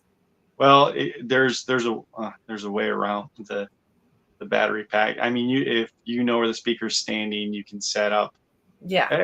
But the point is that without going into all the details, that I love going into these details, because it shows it. You know what it does? This is like the Wizard of Oz. This is like seeing through the freaking curtain, right? And you got good guys, you got bad guys, but everybody's behind a curtain right now. So you can't believe anything you're seeing or hearing unless you're there or you know the people involved. I'm just going to tell you that right now. I've had several people that have accused me. They're like, well, how do we know you're not deep state? And I said, you know what? I'm glad you asked. Yeah. By all means, do your due diligence. Question everything. I'm not telling you I am or I'm not, because it doesn't matter what I say. Right. If I tell you anything, you're going to believe what you want to believe. So if I say something, you'll be like, oh, he was lying to me. Well, that's because you want to believe that, because someone told you that, and you want to believe what they told you because you have a relationship or otherwise. So you already have a personal bias or animus. At the end of the day, I tell every person this: if they think that I'm deep state or otherwise, just do your due diligence. And I'll answer your question. Ask me about a topic. They asked me about crypto. I've been invested in crypto. I believe crypto was the first way for a lot of us that believed that the financial system was corrupted, for us to create an alternate system and find a way around the corrupted system to try to bring honesty and integrity to the system. Now, obviously, with any system, it can be corrupted, especially. It has been corrupted. And it has been corrupted. But the biggest thing that I see there that was a value is getting people thinking on alternatively, if things go down, how do you function? All the cryptos is got a flaw with it right now. It started out good, but it did get co-opted. Well, it was founded on good intentions. Good intentions. And that goes back to the whole CBDC, the centralized bank digital currency. At the end of the day, that is a horrendous idea. We don't need to go to it, but we also kind of already there, because there's only $2 trillion in printed hard currency. Yet we have $100 trillion in assets. That doesn't even make any sense, because that's not even proportionally accurate, right, for the number of assets that in existence and valuation versus hard currency. And then once you start to explain people, well, then how is that even possible? Well, because of fractional reserve lending, because you can borrow money against money, and at some point people are borrowing money against money that doesn't exist. Right. which means the value is not even real. Look at what they just did to Trump. It's just, in the process of explaining how you value property to people, I think they're educating people more than anything else. The fact that, like, look, this is all just, you agree to this, I agree to that. All right, here we go, and then just write the zero number of zeros behind it. It's the whole system is a simulation. It's all set up. I love that word that you just brought up there, because there's a lot to that. There's a lot more to that statement than I believe people could possibly understand, but that's a great word. Things which are seen are made out of those which are unseen. Ponder that a little while today, guys. Just ponder that, because there's going to be a day and time where the sweaters all fall away and you're going to see things for what they really are. We have so much to learn as individuals, and I think it really just comes back to having more good shepherds, people who are willing to lead the flock appropriately and put the flock before themselves. And that's where I think we really need to be, and that's where I think hopefully we have there's another gentleman named Jason. I don't know if you've been introduced to Mr. Ladd or not, but and then Boone Cutler. I'm sure you've met Boone. I've met Boone. Yeah, those two. I kind of met Boone. Let's put it that way. I kind of met him, but I'd love to get Boone on here. He's friends with General Flynn. Yeah, I've got his number. I'd love to get Boone on here. I really would. We can make that happen. I'm sure. That's great. Well, I tell you what. So we're coming up on 11 here, and I'd love to say a prayer and end this. You want to pray today, or you want me to, Jason? You know what? I am not a great prayer warrior. I say the stock prayers. So, but I'll let you lead it. I just talk off the cuff. Most of the time when I talk to God, I'm like, hey, God, we're here right now, and we've got some issues going on, and we really do need your help. I'm so thankful for Jeff and for Jason and all the people that just decided to step up to take care of your world. This is your sandbox, your world, and we are so thankful for everything you've done for us. We are thankful for this beautiful day ahead of us and the opportunities that you always present to us. And we ask that you confuse all the plans of the enemy and help us to see them. Give us discernment. We're not asking you to change the path ahead of us. We want to walk the path that you put in front of us, because it is going to be good all the time. All the adversity, all the challenges, all those things that maybe we wouldn't choose as a path if it were before us, but that you chose for us, because it teaches us so much and it strengthens us. It's like baby boot camp for your kids down here. And we thank you for that, because it's better for us to go through this and know the difference between good and evil, and know the difference between your will being done on earth as it is in heaven, and a rogue world that has turned its back on you and says, oh, we're too smart for this. Well, you know what? We decide and we make a commitment that we are not too smart. We are your children, and we're willing to follow you whichever way you ask us to go, as you teach us, as you show us different things, as you strengthen us, as you truly care about us. Well, you know what? We care about you. We care what you think. We care about your plan for this world. We care about your plan for us individually. And we totally trust you in all things. No matter what it is, we trust you. We trust that you're good. We trust that you love us. We trust that you made a way for us in the life, the death, and the resurrection of our Savior, Jesus Christ, your only begotten Son, that you cared so much for us that you would come and pay the penalty yourself for anything that would separate us from you, because you just really want to be with your kids. And we are thankful for being your children. We're so thankful for everything that that you've given to us.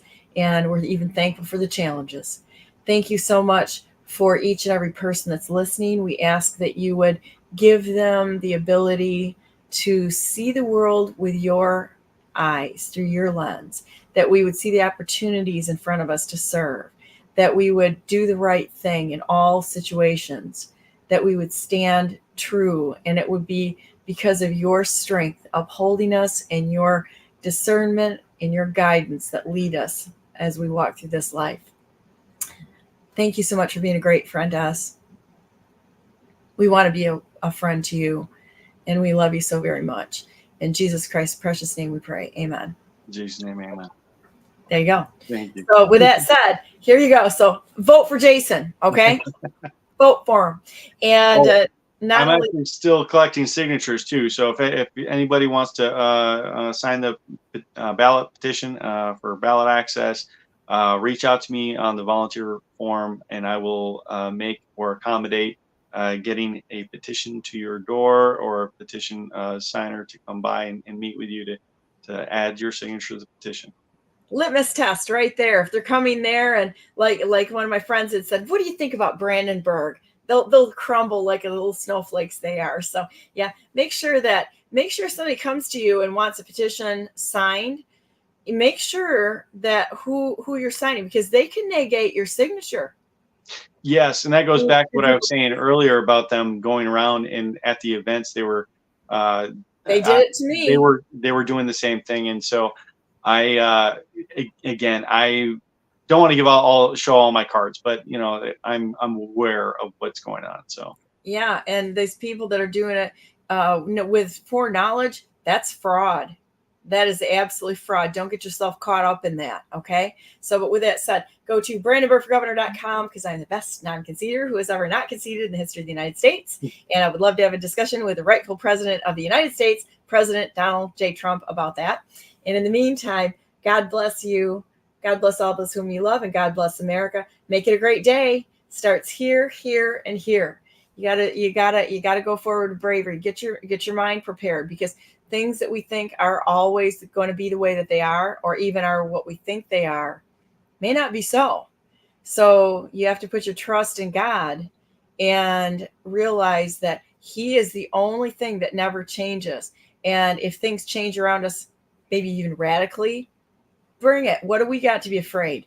I don't know about you, but I don't want to be part of this pedophile satanic system that's going around us with a bunch of politicians that hate you and hate your children and hate all of us, right? We need to move away from that and stand in goodness and righteousness. And if it falls, it's going to be by the hand of God, the hand of God Himself. Because guess what? He has the plan.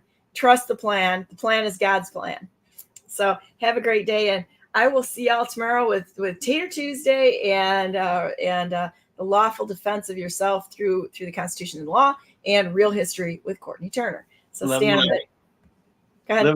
Let me leave one parting piece of information, and that is on the court cases in Georgia. We have an individual who is the attorney for Ruby Freeman. You may recall the election worker pulled the boxes out from under the table. Look into this gentleman. I'm just going to leave that. He has to do with Comet Ping Pong and the case there. So yeah, the pedophile rings that are going on. And, if people don't think that this is real, all you got to do too is look into Aaron Schwartz, James Dolan, and that whole bit of people who were killed for trying to expose their heroes, that were trying to expose the pedophile networks that Aaron found on MIT servers. It's a real thing, and it doesn't stop there. This is much bigger. They were hiding it on military computers. This is absolutely so pervasive. In Congress, there are good and bad everywhere. You have to question the people in these institutions, because they're not all bad. They're not all bad in the FBI. They're not all bad in the military. But you need to question things and not just believe that these institutions are for your good. Question the church. And I'm a believer, and so is Jason, because that's going to be the first one that God's going to sift out, guaranteed. And the punishment for people that take the Lord's name in vain, I'm extra sure that it's going to be a little unpleasant. So have a great day today, and have a great day today. And we talk. Stay on the line, please, Jason. Okay.